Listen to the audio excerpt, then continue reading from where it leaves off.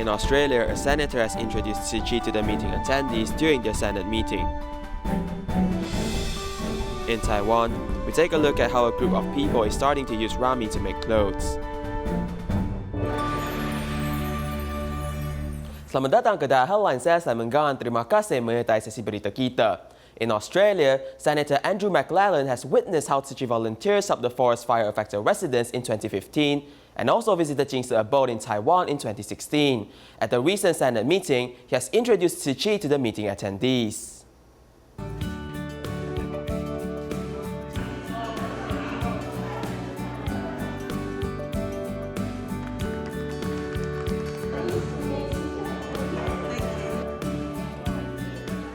I bring to the attention of the Senate the incredibly valuable work of the Taiwanese Buddhist International Humanitarian Organisation, Tzu Chi. I have witnessed firsthand the work that they are doing to assist those in need, especially during the bushfires in my home state of South Australia. Tzu Chi is active in my state of South Australia, and we are very grateful for their charitable work. Upon entering public life, I have had the privilege of attending their year-end blessings ceremonies held in Adelaide. I, along with my state parliamentary colleague, the Honourable Tung No, a member of the South Australian Legislative Council, had the opportunity to deliver a message to the Dharma Master Cheng Yen on behalf of all those South Australians who have benefited from Tzu Chi's valuable charitable work. We feel humbled by the people who came to help fight the fire, the volunteers in those weeks, and yourselves being here and who've never met any of us, and you're being so generous to us. One of your members said to us, we're sorry we couldn't get here sooner, but in all honesty, now is the best. It's really wonderful to have support around 3 months after the fire, because we find that everyone's life moves on very quickly. It just brings back to what we find important, which is people and how you treat each other and how you help each other. Doesn't matter who you are, where you are. Everybody's friendliness, the lovely warm welcome, just everything about it is absolutely lovely. It's sort of like meeting friends that you have known for a long, long time. It's a humbling experience, and wasn't expecting any of this. It's beautiful. I will conclude my remarks with the words of Dharma Master Cheng Yen, which not only apply to the objectives of the humanitarian organisation that she founded and she continues to inspire, but also the challenging times that we are all facing. With perseverance and courage, the roughest roads can become smooth. In Malaysia, a dialysis patient, Lim Hon Chu, needed medical assistance as he accidentally injured his right foot in September last year. As the wound festered, 2 of his toes had to be amputated. Later on, team of doctors continued to provide care. Here's more. Wounds are fester and not easy to heal. This is the biggest threat to diabetes patients. Team of doctors came to assist. Because the client is undergoing dialysis and has diabetes, his skin is getting darker and darker. At that time, it was really challenging. Then I told him that I would try my best to protect his limbs, but how good they would be, it would depend on his own blessings. He has to speak good words, like to get well soon to his feet. 2 toes on Lin Hanzhu's right foot were amputated. During the nursing process, the doctor gave him good advice on eating habits. I like to eat, whatever it is. I like fish, meat, and chicken. I will never get tired of eating. With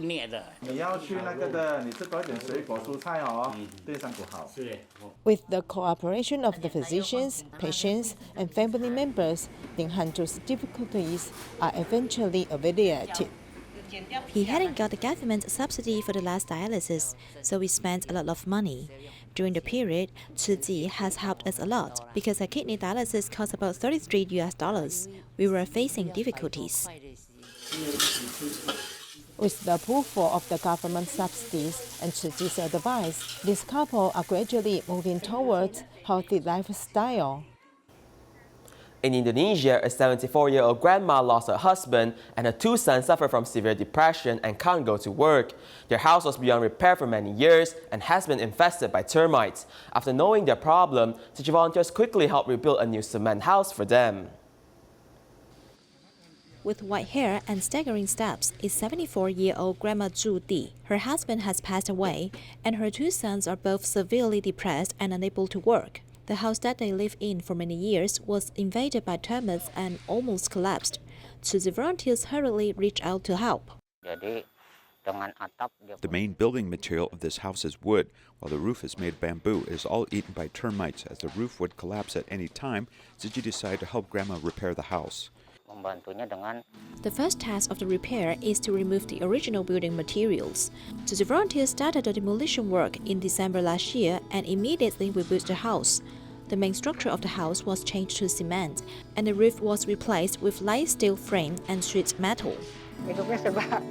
The condition of our family is not good, and our life has been difficult. My two sons can't work to earn money, so I'm very grateful to Tzu Chi for helping me rebuild my house and also sending us so many things. I really want to thank you very much. After 2 months, the renovation of Grandma's house was finished. So the volunteers specially organized a simple housewarming for her. We prepared 2 mattresses, a dining table, chairs, and basic kitchenware for them. These furniture are all from the recycling station. Although they are second-hand, they are still in good quality. This is also a kind of recycling. In addition to the furniture, volunteers also gave them housewarming gifts so that Grandma's family of 3 can start a new life comfortably in their new home. In Changhua, a 77-year-old recipient lives in a house filled with trash. Her daughter said that her mother lacked a sense of security, which caused her to hoard. After hearing this, volunteers came to clean the grandma's living environment. Through many years of hoarding items, care recipient Ama has clutters all over her home. Even her refrigerator is filled. After multiple attempts to receive permissions from Ama, volunteers are now cleaning the environment. When their family members came back to see Ama, there was nowhere to sit. There was no seats to sit on. After hearing this, we felt bad for her. In the beginning, Ama was very defensive, so we must thank Tzu Chi brothers and sisters helping us with negotiation. Ama lost her husband early as she lived a tough life, which made her cherish items. Living alone, she hoards items in order to feel a sense of security. When I was little, my father passed away. We lived a tough life and she changed. It was very tough for us, and the lack of something caused her to hoard items. On the same day, another group of volunteers arrived to a nearby village, cleaning the home of another grandma living in the sheet metal house. She's a bit slow in the brain, so she started to collect and store recyclables in her home. We have to make it easier for her to go in and for her to sleep better. Not afraid of the mess, volunteers cleaned the home thoroughly, hoping to elevate the grandma's living quality.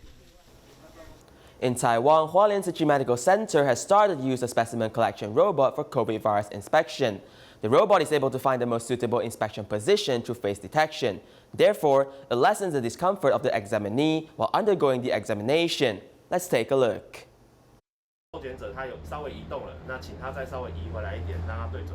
To avoid COVID-19 infection within the hospital, Hualien Tzu Chi Medical Center has set up an outdoor examination booth that uses specimen collection robots. During the pandemic, Ministry of Science and Technology and other government agencies hope they can insert chips into a robotic arm and use it in specimen collection.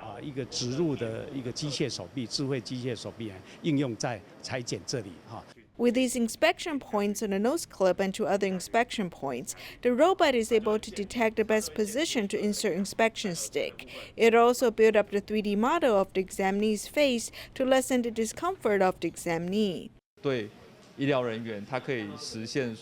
medical professionals, they do not need to face the patients as they collect specimen, so it's safer for them.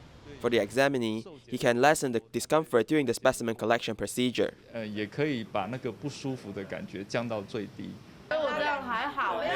Utilizing the robots for specimen collection, medical professionals no longer have to face the risk of infection while taking off their protective gowns and can be safer when serving patients.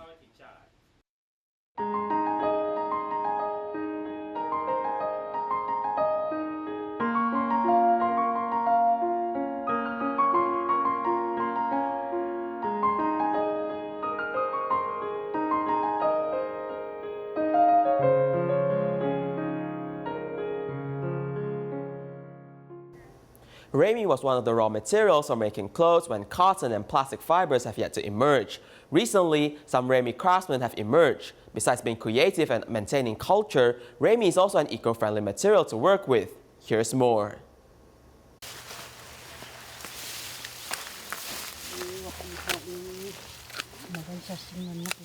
The inconspicuous plant ramie in this field was the main material of early clothing in Taiwan.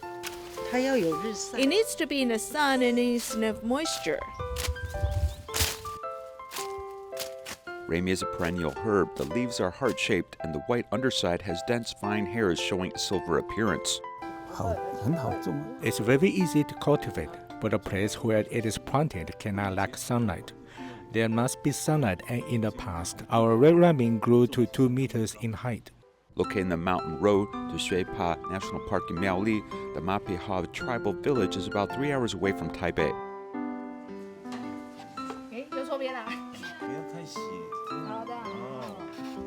The apprentices from the plains came here to learn from these artisans from the Mapiha tribe as they peel the ramie fiber one by one.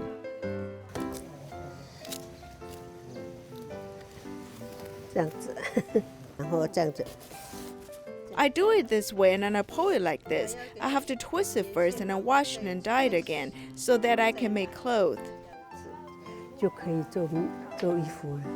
teacher Gao Lanying demonstrates the most traditional method of scraping ramie fiber as done by the Mapiha tribal village. With a special scraper, the fiber from the ramie stem is manually taken out.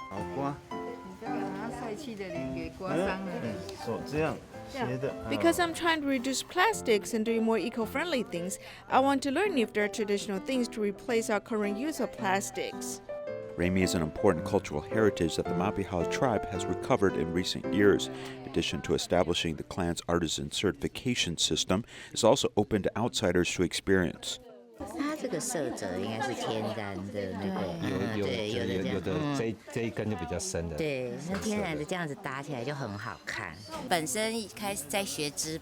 started to learn weaving, so I really wanted to learn the traditional ramie production process. It's not easy, as it requires 8 processes. After studying for 2 days and 1 night, these students have a preliminary understanding of ramie craftsmanship, but it may take several years to learn about how to use ramie to make clothes or utensils. After taking out the fiber and drying it for a few hours, you can start making it into threads. One reason is because it is easier to do finer threads, and on the one hand it's better, so it's easier to pull it off. Like when they were walking, they would hang it around their necks as they go to work in the mountain. It may take more than an hour to go from here to that mountain, and this time would be wasted. So they just hang it around their necks like this and do it. For Tile women, weaving is a necessary part of their culture. Women in traditional tribes can weave only after they get tattooed. People without facial tattoos cannot be respected and recognized by the tribe, let alone get married. At 10 years old, I watched Mom do it next to another woman. I kept sitting next to them and I was very interested. I hope that the next generation will be even better than us. The fibers of the ramie stem are assembled into several strands. Then it is twisted into one. After the thread is finished, the fibers are twisted into threads by hand to make clothes. It's an important crop that was indispensable to the life of those in the tribe in the early years.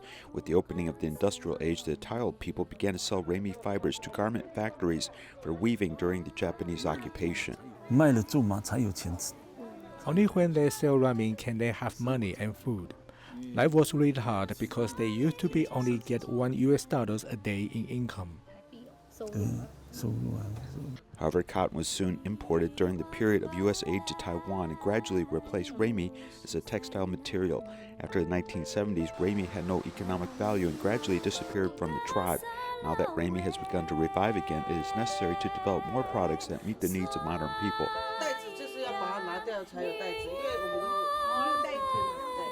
For making early necessities of people in the tribe to becoming a cash crop, the passing down of ramie craftsmanship is a precious memory transferred from the ancestors to the Mapiha tribe, who hopes that this handicraft will soon bring many benefits to them in this modern era. In Jakarta, Indonesia, people are still celebrating the Lunar New Year. Next, we take a look at the newly completed Chinatown, which is filled with New Year festivities.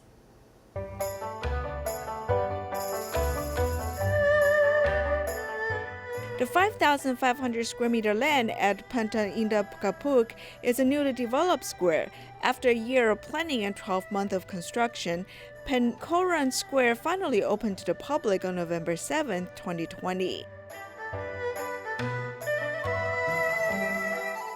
Penkoran is the name for Chinatown in Jakarta. Traditional Chinese food can be found here. There are also old shops that have lasted for generations. There are food that people miss. People in Jakarta know the old coffee shops. The square design has been completed with the Old Town Area Plan as the blueprint. Up till now, people are still interested. They are very curious about the location of the restaurants. Indonesia has incorporated different cultures, especially in Jakarta. The stone memorial archway is stately and delicate.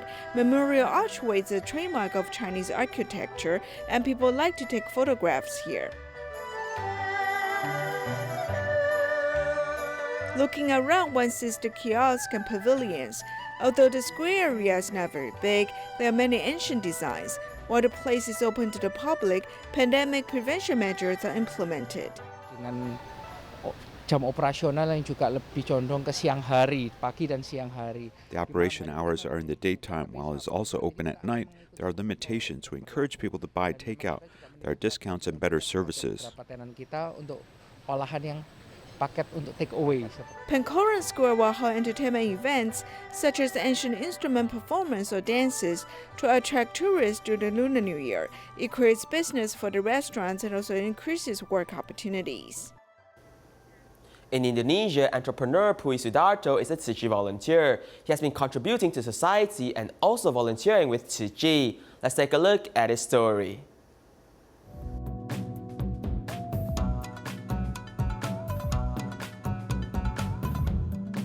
To a successful entrepreneur, charity work means more than spending money. They must dedicate their time and efforts to care for people in need. Sebelum pandemi kita juga We've been taking actions before the pandemic. We spend 2 days a week to do charity work. Misalnya pasti kita lakukan sisihkan 2 hari untuk kerja sosial. Actions speak more than words. Pui Sudarto, who's a city volunteer, has become an honorary board member. To him, sharing love is a way to inspire and encourage other people.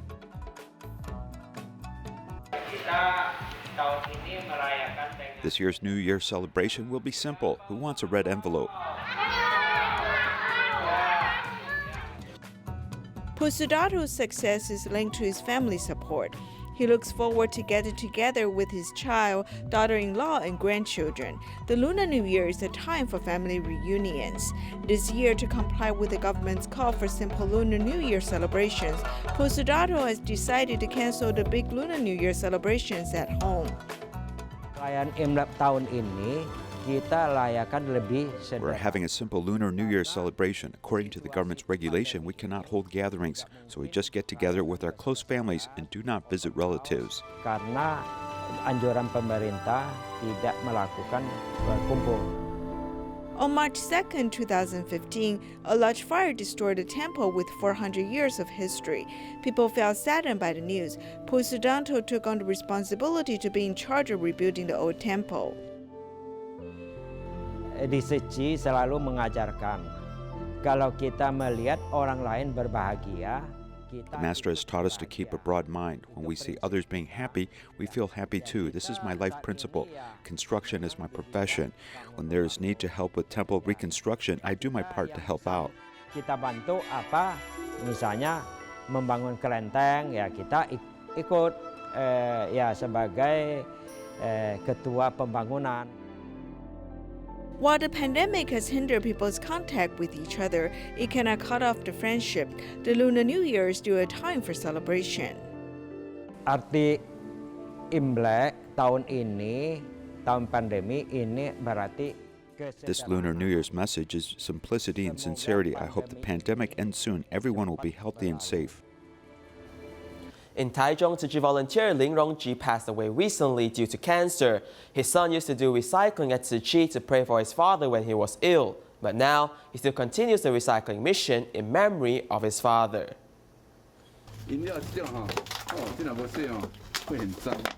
Sorting empty bottles and cans, cleaning dirty cans, Lin Chi-cheng has been doing recycling tasks for a year, originally just to pray for his sick father.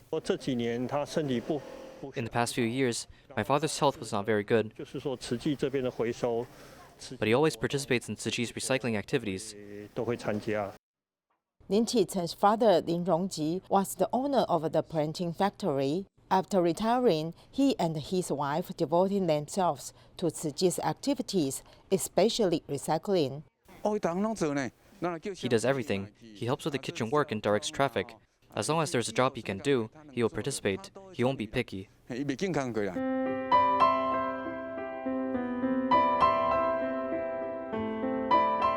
Lin Rongji, who works diligently, passed away on February 13th at the age of 84 due to prostate cancer. His son Lin Chi-cheng decided to follow in his father's footsteps. It's great to volunteer at Tzu Chi. I feel being in Tzu Chi will make him a better person. I support my son to do so. If everyone comes here to do Tzu Chi, it's good. The family has turned their sadness into blessings and is determined to continue the path of doing good deeds. Due to the pandemic, more and more people are changing into a plant-based diet. Oat milk is one of the recent trends. But what's the difference between oat milk, soy milk, and cow's milk? Follow a report as we learn more.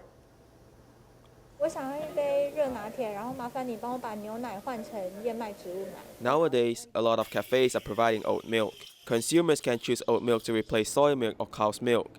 In fact, these milks are different types of food and their nutritional value is also different. Oat milk contains fibers, which helps reduce the cholesterol levels in our body. The protein content in oat milk is also lower, and the quality is not as complete compared to milk. For oat milk and soy milk, the saturated fat content is much lower than cow's milk, and they both do not contain any cholesterol. Oat milk, soy milk, and cow's milk have their own specific nutritional value. The public can consume these different products according to one's own needs. However, for diabetic and dialysis patients, they must be careful about the amount when consuming oat milk. Oat milk is under the same food category as rice, so if you consume oat milk, you need to calculate it as your daily staple food intake. Also, there will also be refined sugar in oat milk, so for patients with kidney problems, due to the fact that oat milk is one of the sources of plant protein, patients with kidney problems must make note when consuming it. As there are more and more plant-based protein products being introduced to the market, the public must take into consideration the nutritional value of the products and also their own health condition before consuming. By doing so, everyone is able to consume these products with ease. In Texas, due to the heavy snow, Tzu Chi volunteers have provided 90 blankets after the local government required assistance from Tzu Chi. We'll leave you with these images. Thank you and goodbye.